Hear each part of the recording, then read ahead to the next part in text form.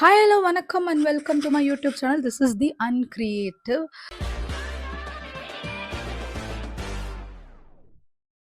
So இன்று வந்து ஒரு புது வீடியோவுடன் வந்து உங்களை சந்திக்கிறேன். அதில் பெருமகிழ்ச்சி. ஸோ இன்னைக்கு வந்து எத பத்தி பேசலாம் அப்படின்றதுன்னா, அகைன் மூவி பிகாஸ் வேற வேலை இல்ல. ஸோ மூவி பார்த்துட்டு ஸோ அத பத்தி உங்ககிட்ட சொல்லலாம் அப்படின்னு தான் வந்திருக்கேன். இப்போ ரீசென்ட்டா வந்து Netflixல வந்து ஒரு படம் ரிலீஸ் ஆயிருக்கு. That is a Hindi movie.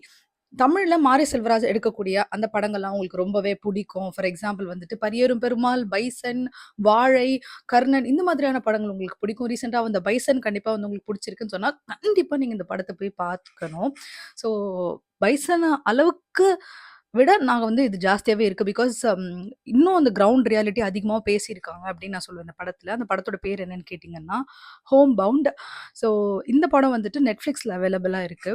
So இதோட கதை என்னன்னு கேட்டீங்கன்னா, 2 ஃப்ரெண்ட்ஸ் இருப்பாங்க. ஒருத்தர் வந்து முஸ்லிம், இன்னொருத்தர் வந்துட்டு காஸ்ட் டிஸ்கிரிமினேஷனால பாதிக்கப்படக்கூடிய சொசைட்டில வந்து இருக்கக்கூடிய ஒரு பெர்சன். இவங்க 2 பேருமே வந்துட்டு ஆஸ்பிரண்ட்ஸ் கவர்ன்மெண்ட் எக்ஸாம்க்கு ப்ரிப்பேர் பண்ணி அட்டெண்ட் பண்ணுவாங்க.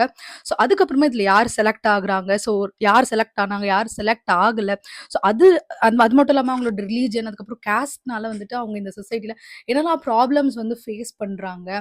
அதுக்கப்புறம் வந்து அவங்களோட லைஃப் மாறுச்சா, இல்லையா? ஸோ இதுக்கு நடுவுல எஜுகேஷன் வந்து இவங்க படிக்கணுமா, வேண்டாமா? படிக்கணும்னு நம்ம ஈஸியா சொல்லிடுறோம்.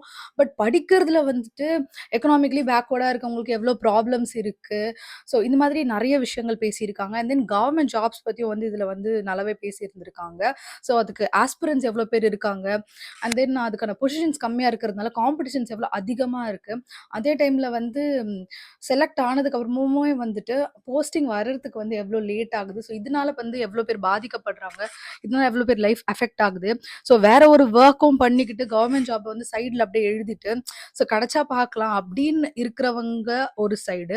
பட் இதில தான் நம்ம லைஃபே மாறும் அப்படின்னு சொல்லி ட்ரை பண்ணிட்டு இருக்கவங்க வந்து இன்னொரு சைடு. ஸோ இந்த மாதிரி ஓகே இவங்க ஃபர்ஸ்ட் இருக்கிற நான் சொன்னதுல வந்து அவங்களுக்கு கிடைக்கலனா இட்ஸ் ஓகே. அவங்க ஆல்ரெடி ஒரு பிரைவேட் ஜாப்ல இருப்பாங்க. ஒரு எல்ஸ் ஒரு நல்ல ஃபேமிலி பேக்ரவுண்ட் இருக்கும்.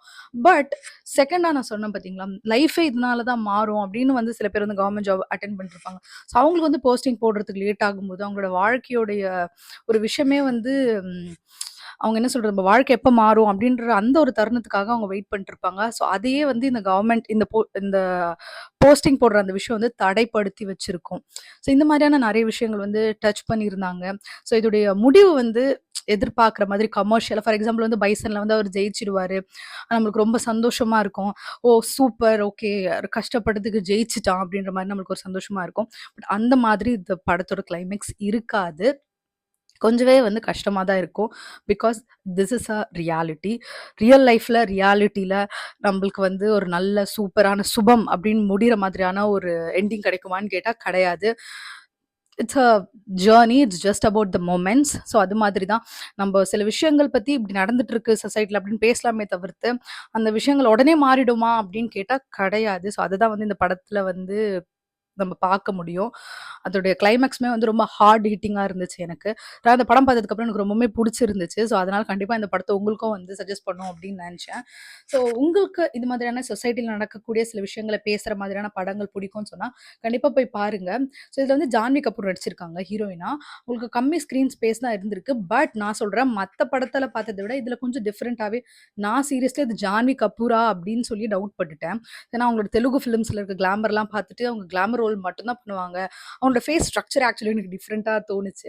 ஸோ இந்த படம் ஒரு நல்ல படம். கண்டிப்பா போய் பாருங்க. உங்களுக்கு எப்படி புடிச்சிருக்குன்னு சொல்லி கமெண்ட் பண்ணுங்க.